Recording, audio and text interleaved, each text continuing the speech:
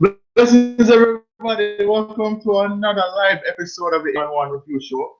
I'm Mark Brown, your host, representing in the Guna colors, the Arsenal colors. It done a very frustrating win, but a win nonetheless against Stoke earlier. You know, out here represented. Rainy day here in the 6th, so shooting at night today.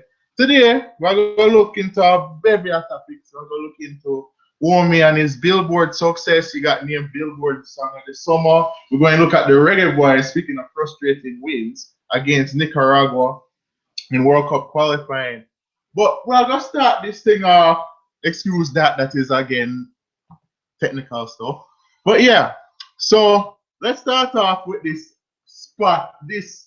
I don't know what to call it because it all started off very innocuous, but now it turned into a big thing, an overblown thing. So the setting is Irish Jam Festival. You know them have the Irish Jam Festival. So this year, Red Rat, Mr. Vegas, two of the legends in a dancehall music, them come through to perform. In Red Rat's case, he wasn't built for the show. He just happened to show up. He didn't have organizer before the show. Same one come through, see what one organizer said, no man, perform 2 songs, you know man, you can't just come here and perform. He said, alright, he come through. So him a perform some of them classic songs then, that Girl Shelly and what bag of song him a perform. So Mr. Vegas now, him time supposed to come up, him a come on stage, him a do him dance, them to the song, perform, and as Vegas a come, look we collect the mic now, Red Rat shrug him off. And there's video of this by the way, if you have not seen it, it's on Dancehall Stars, it's on YouTube, all over the place. So as him go to collect the mic, Red Rat just come so, give him a deadly stare, like say, where are you? Give him a deadly stare, walk up, call up him protege because Red Rat working with some Latino artists right now. So him call on one of them. And she come on and perform and and then Mr. Vegas, after him finally get a mic, basically say, Red Rat really come on stage to start war. Look like you want to start war, you know, and and all of that. So that now led to Mr. Vegas in typical Vegas fashion, going on social media on his MV corner and basically calling saying how, you know, he's jealous of Vegas because of where Vegas has been. And he's looking at this stuff, yada yada yada, and whatever. And there was one part of it where I agreed with him, the part where he said, "Oh, Red Rat was his mother, and of course, Vegas's mother dropped out last year, passed away last year. So you know that never called for still. That definitely never called for. But him say all of that now, and you know they're talking about the status argument, as most artists do when they're in a feud. Then Red Rat now come back with his own video. And Red Rat is somebody who has been out of the spotlight for God knows how long now. So him come back, you know, and him say, oh, you know, basically the whole thing started. First of all, him say him and Vegas was never friends in the first place. But more importantly, the whole thing started over a girl named Shelly. Shelly Red Rat wrong boy make and if most of it is Vegas slash, you know, the girl catch her, you know, do our thing with our sideman in a film house in front of him picnic, which of course you see the video of it, we're not can't do them something. If you do them something, at least do it when your picnic is not around. Please, you know, control yourself, please. Little decorum. So she, you know, apparently is also the baby mother of another artist who happens to be Red Rat's friend. And according to Red Rat, Mr. Vegas, how Mr. Vegas ended up with her in the first place is him take her away from this artist and do what about it. Apparently, him go to a Labor Day parade. Him and Red Rat was at a Labor Day parade, and Red Rat said, you know, Vegas was bragging how he take away him friend girl and all these things and when him do that now, argument kick off because Red Rat did look at it and say, you can't do those things. Basically, Red Rat saying break within the dance. I mean, it's not just a dancehall code, it's a man code.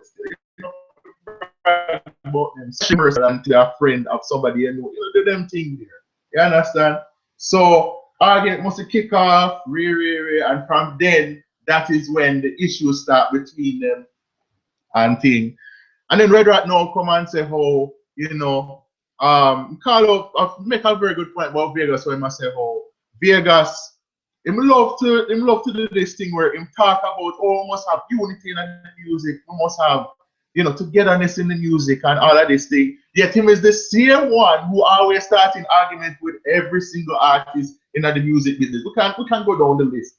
Bounty Killer, I Octane. They call out Cranium the other day too when they get him deal with Atlantic. All sorts of beefs this man have with so many artists in the music. So for a man for a call for the unity and togetherness in dancehall music, and it's him always starting feuds with other artists or escalating feuds with other artists. To me, it's hypocritical, right? So that was the crux of Red Rat's point. And then said, no, he is not an outdated 90s artist. Well, he embraced the fact he's a 90s artist, but he's not outdated. He's still making records, all of those things. To me, this whole beef is it's silly to me because, as I said, Vegas never need to take it that far. Okay, so you never like the mic and because according to Vegas, the time organizer worried about time, so Red Rat was going into his time slot. And him feels like, okay, we need to kind of speed up things a little bit, right? So, but as far as I see it, you never need to go for no big social media YouTube thing where he's going on and on talking about how, this artist is outdated and rare.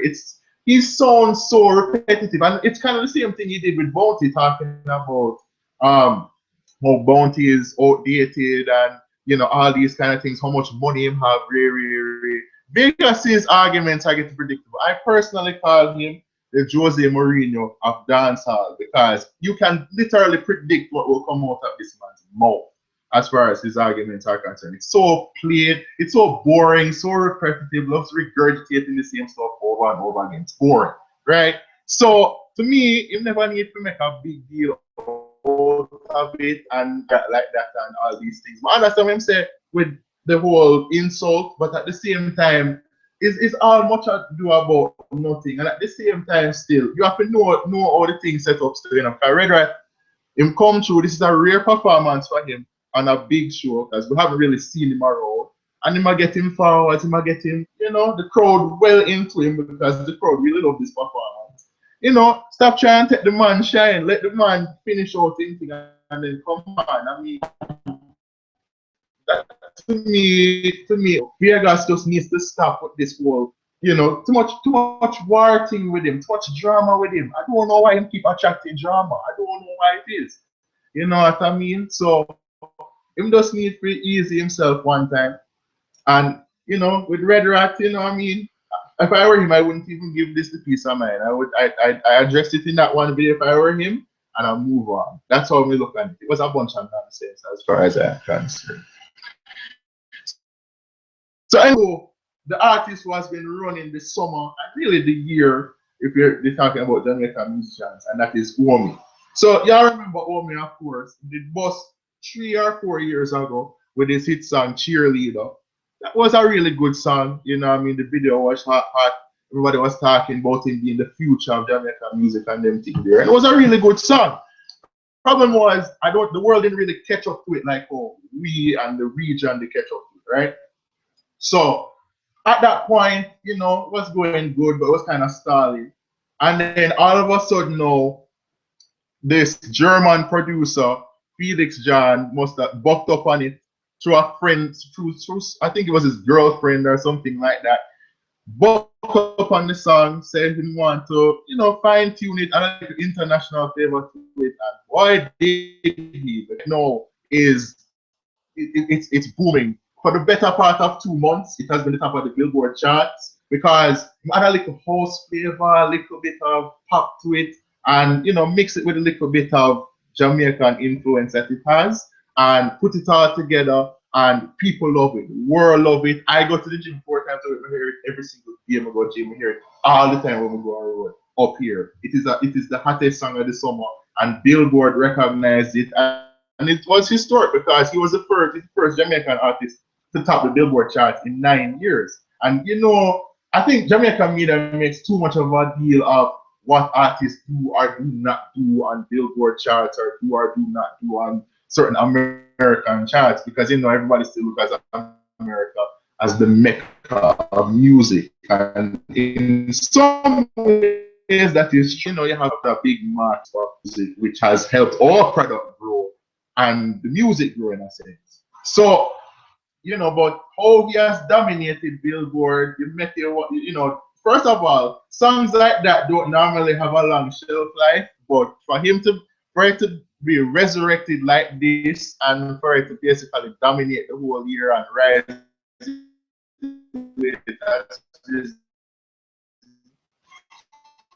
it's actually, because we have seen too many examples of artists who get this kind of international leap and just stall, just phase out. Tessan Chin, unfortunately, is sort of a poster child for this, because as great as her voice thing was, as great as all that was, her career has really kind of just been there and hasn't moved up to that level. Even with that album, even with all of that attention, it just has not bubbled up to that next level. So if OMI wants to be the next Shaggy, the next Sean Paul, the next Damian Marley, all these artists who have succeeded in the American market, succeeded on Billboard, and really built themselves as great crossover artists, he needs to come up with something which is as good, at least as captivating as Cheerleader was. Because basically, as great as the song is, of course, he got help to make this #1. Now he has to come up with more original material, just stuff like that, where people can look at him and say, yeah, this guy will be around for the next 10 to 15 years and be a real superstar. You understand? So I think he needs to come up with more of his own material as well, build off of this momentum which he has created, which Felix John helped him create as well with the catchy rhythm, and really build on it. So I think he has a bright future in this music business. But congratulations to him on what has been a tremendous year. The other day was performing with Taylor Swift over in California. Taylor Swift over a 1989 tour over there, and he was a special guest. So big up to OMI one time, doing the late night shows and all of that. So we hope him continue his journey the real way. Now we move from that to the Reggae Boyz, and I mean, if I thought that today's Arsenal game was frustrating, imagine what I thought when the Reggae Boyz, my God, they made every single Jamaican. They really did. It took an 89-minute strike from Simon Dawkins in the second leg in Nicaragua to get us over the hump and turn around a 3-0 deficit to win 4-3 against them. And now we're into the next phase of World Cup qualifying, which will face Costa Rica, Panama, and Haiti in the next round. Actually, that round of qualifying starts in November, so there's not much time to wait. They have to move it up because of the Copa America Centenary, which starts next June, which we're in also. So last weekend, actually, I did not see the first leg. The first leg, I was actually out at a house party, and during that party, I was like, let me see how the score going, and and I checked the score, and it's all of a sudden it's 2-0 Nicaragua at halftime, and I couldn't believe what I was seeing. Then I saw 3-0, and I'm like, something must be wrong. This must be a printing here. I don't even believe what I'm seeing. And then I see the highlights. First leg, Michael Hector and Kemar Lawrence were terrible in that first leg. I can't even understate that. And Hector, of course, got that big buzz because him, get signed by Chelsea. Then got blown back to Reading. But he got signed by Chelsea. Big deal, Jamaican baller gets signed by a big club in England, all these things. And then proceeded to flop in that leg. Kemar Lawrence wasn't any better either. He had high hopes on him.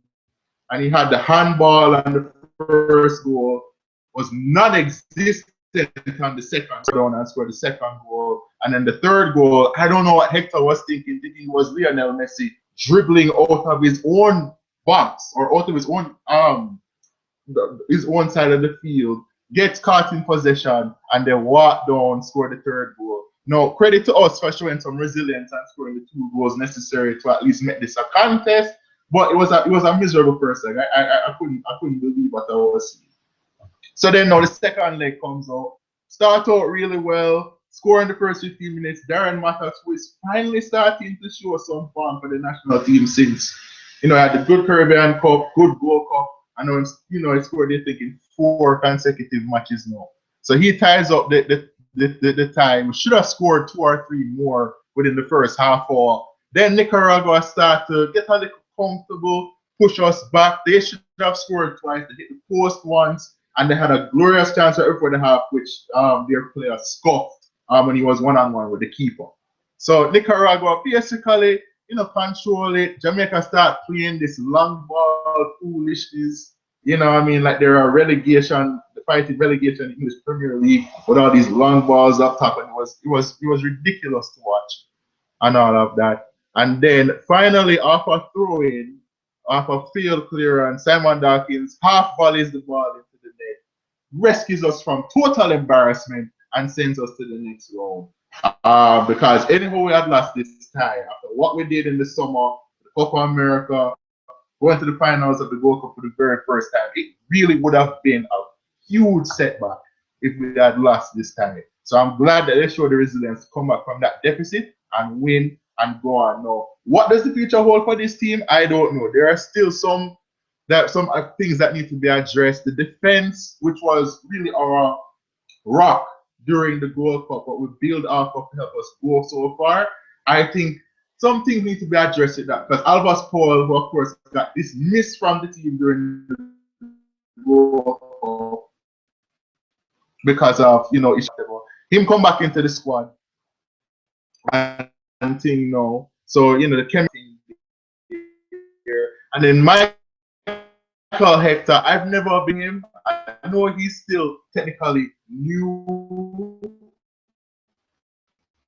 to the team because he only really came into the team this year. But he's still, I don't know. He doesn't deal with long balls very well. He's kind of, he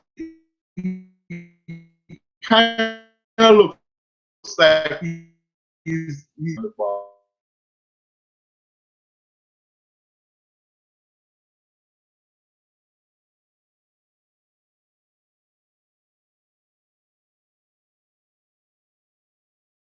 We just have to see what it goes.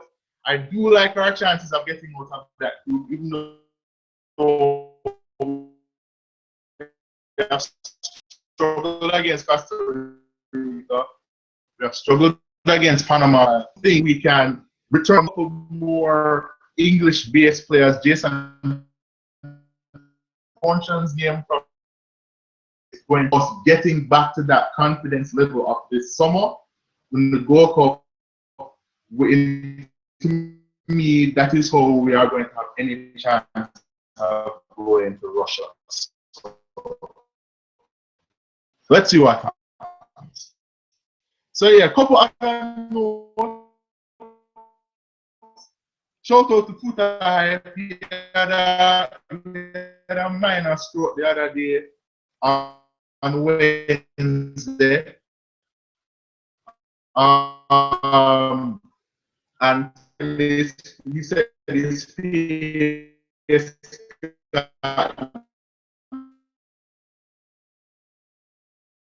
normally